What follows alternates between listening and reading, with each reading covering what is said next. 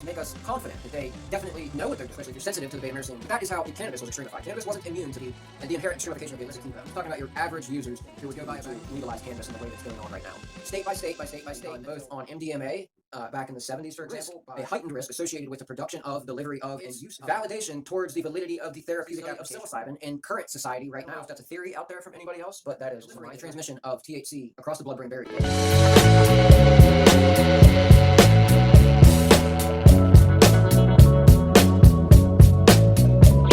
We already know. People like myself know, so the government obviously knows. They have the statistics. They have the knowledge. They know that prohibition of a substance that is desired by a portion of society is only going to inherently lead to the extremification of that substance.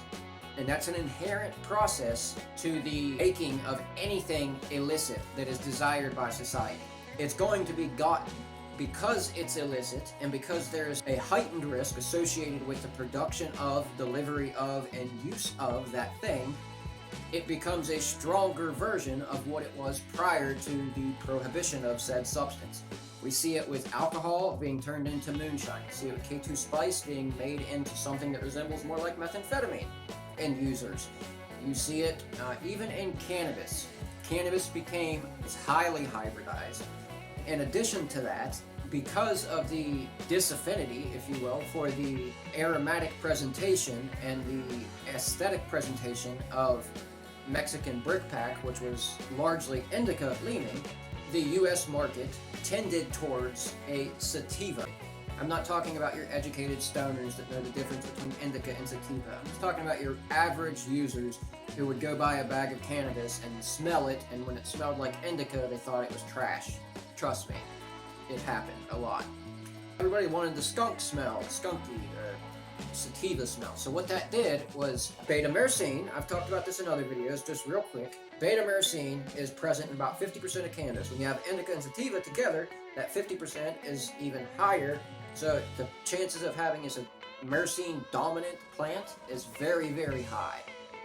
That myrcene, when it isn't paired with beta-caryophyllene, which is when it's in a sativa, sativas tend to not have beta-caryophyllene in that form. They tend to have trans-caryophyllene or none. When there is no beta-caryophyllene present, even as trans-caryophyllene, that sativa gets very, very, very psychoactive. The myrcene acts to proliferate the transmission of THC across the blood-brain barrier, causing more THC to flood the CB1 receptors, making it very psychoactive, heady, freak you out, increased heart rate, lots of things associated with that. I think the heightened beta-myrcene in some instances can be a negative thing, especially if you're sensitive to the beta-myrcene. That is how the cannabis was extremified. Cannabis wasn't immune to the inherent extremification of the illicit market. I don't know if that's a theory out there from anybody else, but that is my theory, how I view the market, and it is something that I have a pattern that I have noted over time and through my studies. Another interesting thing about cannabis being placed on the Schedule 1 list is that it's on there alongside heroin, methamphetamine, LSD, psilocybin, MDMA. What's even further interesting about that is that while the FDA and DEA have worked hand in hand to prevent the research of cannabis for fear that we find out what its medicinal therapeutics really are viable for, there has been plenty of study, a plethora of study done both on MDMA back in the 70s, for example, by relationship psychologists using MDMA to get couples to better communicate, as well as the study of psilocybin in current society right now. And LSD. LSD's been studied by the government. Okay, the studies on LSD, I would venture to say, even at this point in 2023, bypass and outweigh the amount of research that has been done on cannabis. The largest study to date that has been done on cannabis was done by the FDA for the production of Epidiolex. Let that sink in, and that was done on 200 patients. Again, why can't we do a longitudinal study to at least discern long-term benefits from people who know what they have, what they like, what they're using, from older people who've been using it for a long time? You could do a very valid longitudinal study, even though that is anecdotal. That's better research, and even though it's not going to change the Schedule 1 categorization, it's validation towards the validity of the therapeutic application. In Colorado in 2000, Amendment 20 decriminalized cannabis. In 2014, the same year that the FDA legalized industrial hemp that was less than 0.3% THC by volume, the state of Colorado passed Amendment 64, which was the decriminalization of all cannabis recreationally, alongside Washington. When exactly did marijuana become an illicit substance? 1970. In 1970, the Controlled Substances Act, Controlled Dangerous Substances Act, stipulated that marijuana. Now, I find that part interesting. FDA and the federal government really likes to play legalese, to play with the semantics and play with words to get things over on average citizens. Marijuana is, and now I haven't studied the reasoning behind this, so this is just my initial impression from my suspicion of the federal government. But the way that it's spelled on the FDA pages, I believe citation links to some of the articles and pages that I reference, which include the FDA direct page, in the description on YouTube and Rumble, all of that good stuff. Why are they spelling it with an H? They spell it M-A-R-I-H-U-A-N-A, marijuana. It makes me a bit curious. When they refer to it as this thing is a Schedule 1, they say marijuana. But when they refer to the marijuana, they say marijuana with a J. It makes absolutely no sense. You can look on the FDA site if you'd like. I'll put an example here of exactly that. In 2018, 1 year after they pushed Epidiolex to market, so of course they had to make sure they had a good grasp on making sure that nobody else would put that to market, that we have to make sure researchers can't get to the research.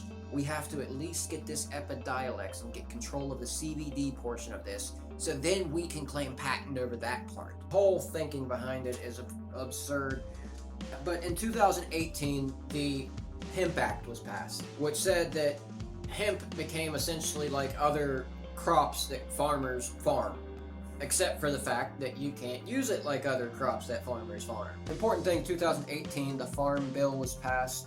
It's really related to the farming of industrial hemp, which again is less than 0.3% THC by volume, cranked up CBD levels. To date, the FDA has not approved application of treatment for disease or any condition from THC, CBD, or any compound within cannabis, save for the weird legalese they spit about CBD in a way that allows them to produce Epidiolex while not actually stating that there is medicinal therapeutic benefit, because it's the way that we did it, and it's our studies, and it's we're the kings on our horses, and you peasants don't know how to do that. You peasants don't know how to do that stuff. We'll get it right, and we'll get it right, we'll get it right, and we'll get it right, and yeah, that kind of thinking.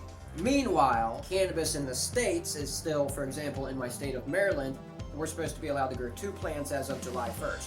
Those 2 plants are to be kept out of sight, not within any sight of children, all of these other ridiculous stipulations, which I don't agree with.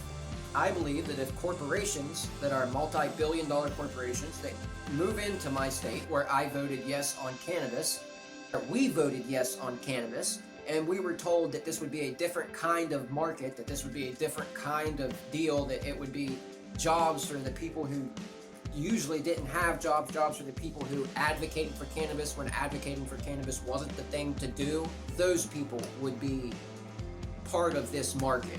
But that hasn't seemed to happen. In addition to that, Maryland is very much so secretive about all of their stuff. Nobody likes to communicate and work with one another. So insofar as CBD is concerned, for example, what I was meaning when I say that the FDA plays back and forth with their words insofar as cannabis, CBD is therapeutic, CBD is not therapeutic, we can do it, you can't, we're good, you're not. This is one of the quotes from the FDA site. And I quote, "Unlike drugs that have been approved by the FDA, products that have not been subject to FDA review as part of the drug approval process have not been evaluated as to whether they work, proper dosage, interaction with other drugs, or dangerous side effects, and related safety concerns." Now this is in relation to CBD insofar as things like Charlotte's Web, people who created it. Some more quotes from the FDA that just make us confident that they definitely know what they're doing. We should let them continue to legalize cannabis in the way that's going on right now. State by state by state by state until the federal government has control of it, and then they can legalize it federally, and we have nothing. Example, here in my home state of Maryland, it costs $500,000. The financial barrier to entry for the entirety of the cannabis market, whether you want to be in the dispensary, whether you want to grow cannabis, or whether you want to process other people's cannabis into concentrates and the like. $500,000. Now, they work with you because you can pay $250,000 of that in your first 2 years, split between 2 years in 2 payments of $125,000 each.